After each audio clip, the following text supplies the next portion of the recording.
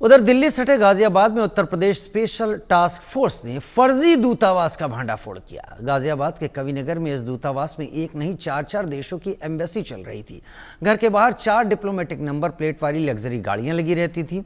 आरोपी ने गाड़ियों पर डिप्लोमेटिक नंबर प्लेट लगा रखी थी और विदेश मंत्रालय की मुहर वाले फर्जी दस्तावेज तैयार कर रखे थे।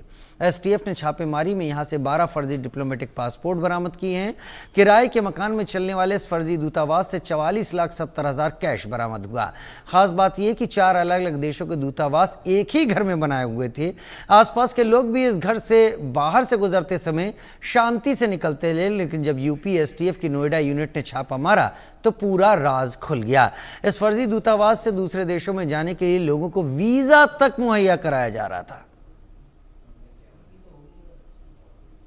वर्धन KB 35 कविनगर में एक किराए के मकान में अवैध दूतावास चला रहा था और ये अपने आप को वेस्ट आर्टिका, सबोर्गा, पोल्विया, लोडोनिया और इसके अलावा अन्य भी कई देशों का एम्बेसडर बताकर लोगों से बात करता था।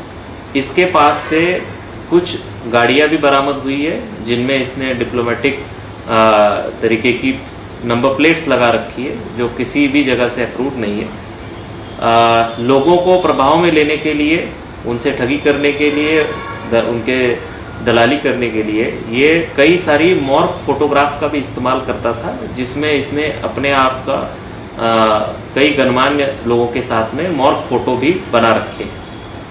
इसका मुख्य काम ऐसी आइडेंटिटी दिखा करके लोगों को दलाली करना, विदेश में काम दिलाने का बात कहते हुए लोगों के साथ में दलाली करना। उधर गाजियाबाद में फर्जी दूतावास का भंडाफोड़ होने के बाद हमारे संवाददाता अनिल चौधरी उस घर पर पहुंचे, जायजा लिया। रिपोर्ट देखिए। इंडिया न्यूज की टीम इस वक्त कविनगर के उस इलाके में पहुंच गई है जहां पर फर्जी दूतावास चलाया जा रहा था, पर यूपी एसटीएफ ने उसका भांडाफोड़ करते हुए एक व्यक्ति जो कि हर्षवर्धन जैन है उसकी गिरफ्तारी की है।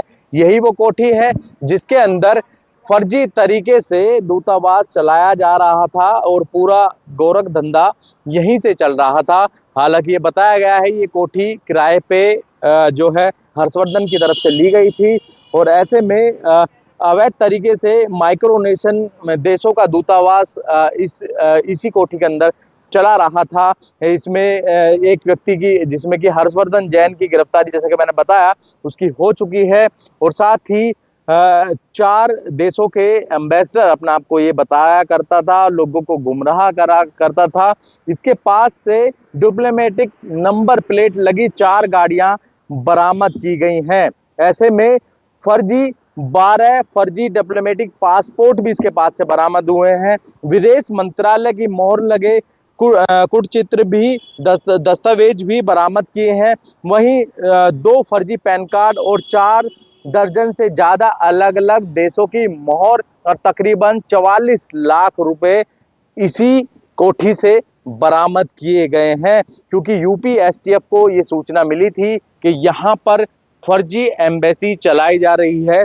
ये वो पोश इलाका है कविनगर का जो कि महज 500 मीटर की दूरी पर ही कविनगर में आता है और ऐसे में सबसे बड़ा सवाल खड़ा होता है, आखिरकार गाजियाबाद पुलिस की नाक के नीचे इतना बड़ा गिरोह और ये पूरा गेम जो है चल रहा था। 44 लाख रुपए अंदर 44,70,000 रुपए तकरीबन जो है बरामद किए गए हैं और साथ ही 2011 में इसके खिलाफ अवैध सैटेलाइट फोन रखने का केस भी दर्ज हुआ था। हर्षवर्धन की तलाश लगातार पुलिस जो है मॉनिटरिंग कर रही थी और पुलिस को सूचना लगातार मिल रही थी और यूपी एसटीएफ को जैसे ही पूरी सबूत उसके पास इकट्ठा हुए उसके बाद इसी कोठी के अंदर छापेमारी की गई और तमाम वो सबूत जो है फिलहाल पुलिस के हाथ लगे हैं यूपी एसटीएफ के और साथ ही 4 गाड़ियां जो लग्जरी गाड़ियां हैं और उनको भी बरामद किया है और इसी कोठी के अंदर से लोगों को अपना रौब दिखाया करता था और रौब दिखाने के बाद उनको फर्जी नौकरी, विदेश में नौकरी और तमाम ऐसे काम कराने के एवज में पैसे लेने का और साथ ही हवाला के पैसे इधर से उधर करने के भी आरोप लगे हैं। तो तमाम इन चीजों पर अब नोएडा एसटीएफ पूरे मामले की अब जांच कर रही है। पर सबसे बड़ा सवाल गाजियाबाद पुलिस के लिए भी खड़ा होता है। आखिरकार गाजियाबाद पुलिस की नाक के नीचे इस तरीके का गोरख धंधा चल रहा था, तो गाजियाबाद पुलिस आखिरकार कर तो कर क्या रही थी।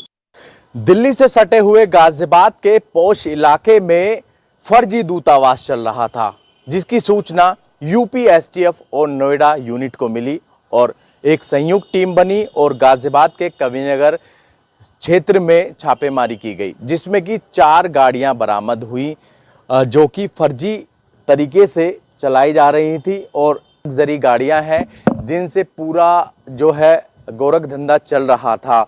और किस तरीके से हवाला का पैसे की भी सूचना मिली है कि हवाला का पैसा भी इधर से उधर इनके द्वारा किया जा रहा था। और ऐसे में जो 2011 में सैटेलाइट फोन भी हर्षवर्धन के पास से मिला था, जिसका मुकदमा इन पर चल रहा है। दरअसल 2 फर्जी पैन कार्ड और 4 दर्जन से ज़्यादा अलग अलग देशों की मोहर इनके पास से मिली है। और साथ ही नगद की अगर बात करें तो 44 लाख जो है जो इनके पास से मिला है। वहीं विदेशी मुद्रा भी इनके पास से मिली है और साथ ही सेल कंपनियां और दलाली के जरिए हवाला का जो रैकेट चलाने का जो मामला आया है वो भी बड़ा पेचीदा है। और ऐसे में ये लग्जरी गाड़ियां हैं और इन पर जल्दी से आप समझ सकते हैं कोई हाथ भी नहीं डालता और ना ही इनको जल्दी से चेक करने की हिम्मत जुटा पाता। तो इसी का फ़ायदा उठाते हुए ये युवक जो व्यक्ति है हर्षवर्धन, ये पूरा खेल चला रहा था। आप देखेंगे यदि एम्बेसी की गाड़ी होती है तो पहले तो उसमें ये बताया जाता है कि डीएल की जो सीरीज और इस तरीके की जो सीरीज होती है वो नहीं होती है।